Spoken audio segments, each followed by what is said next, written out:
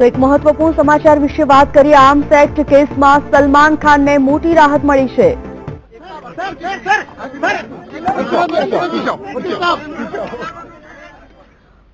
તો arms act કેસમાં સલમાન ખાનને મોટી રાહત આપવામાં આવી છે। 18 વર્ષ બાદ આ કેસનો ચુકાદો સંભળાવવામાં આવ્યો છે। જોધપુર કોર્ટે આ ચુકાદો સંભળાવ્યો છે। સલમાનને કોર્ટ દ્વારા શંકાનો લાભ આપી મુક્ત કરવામાં આવ્યો હોવાના સમાચાર છે। હમ સાથ સાથેના શૂટિંગ સમયે ગેરકાયદેસર હથિયાર રાખવાનો કેસ હતો। સાથે જ આર્મ્સ એક્ટ કેસમાં સલમાન ખાનને મોટી રાહત આપવામાં આવી છે।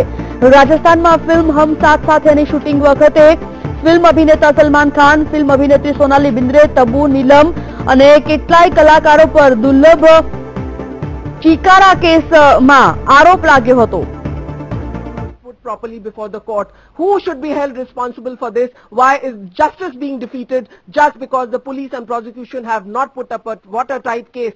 Was it intentional? Was it purposeful? That needs to be inquired, and the benefit has gone to Salman Khan because he's a celebrity, and in spite of the case going on for years and years, I think Salman's lawyers have turned out to be smarter than the prosecution and the police. An inquiry needs to be done why there were two postmortems in the Chinkara case, when one postmortem said that the black buck and Chinkara died because of dog bite, and the second postmortem report said that it was due to gunshot injuries. It is these things which have always let Salman be acquitted, and hence the time has come for the Supreme Court to look into this matter seriously, that whether there was some hidden hand, whether there was some process which was trying to defeat justice as it appears.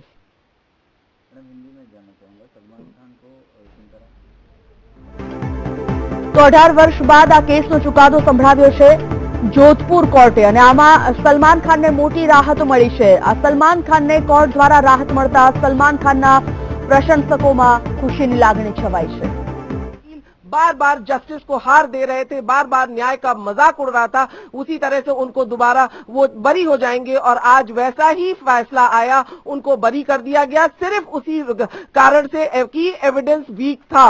ये evidence court के सामने किसको लाना था? ये police को लाना था, पुलिस को, प्रोसिक्यूशन को प्रोटेक्ट, इसको कोर्ट के सामने रखना था। लेकिन ये सलमान खान की जीत नहीं, ये हार है पुलिस और प्रोसिक्यूशन की, ये हार है इस देश की न्याय व्यवस्था की, कि क्राइम हो रहा है, गुनाह हो रहा है, लेकिन आरोपी जो है वो बरी हो जा रहा है क्योंकि हमारी पुलिस और प्रोसिक्यूशन सही ढंग से केस नहीं पुटअप करती।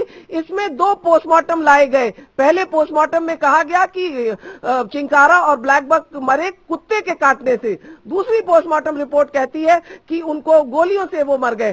तो दो पोस्टमार्टम रिपोर्ट कैसे आई? ये साफ दिखाती है कि इस केस को शुरू से ही इसको कॉम्प्रोमाइज किया जा रहा था, इस केस को दबाया जा रहा था, और इसीलिए 18 साल बाद का जब फैसला आता है तो जज कहता है कि सबूत नहीं लाए गए। चिंकारा के केस में भी हाईकोर्ट ने यही कहा कि कोई सबूत नहीं लाए गए। इकलौता गवाह जो दुलानी था, जो उस जीप को चला रहा था, उसको पुलिस ने प्रोटेक्शन नहीं दिया, वो कोर्ट में नहीं आया, इसलिए उसको भगौड़ा करार दिया गया। जजमेंट आने के बाद वो ड्राइवर खुद टीवी के सामने आके बोलता है कि मेरी जान को खतरा था, मेरी परिवार को धमकी आ रही थी, इसलिए मैं अंडरग्राउंड हो गया। इस तरह से अगर केस चलाया जाएगा तो कहीं भी न्याय मिलना मुश्किल है इस देश में।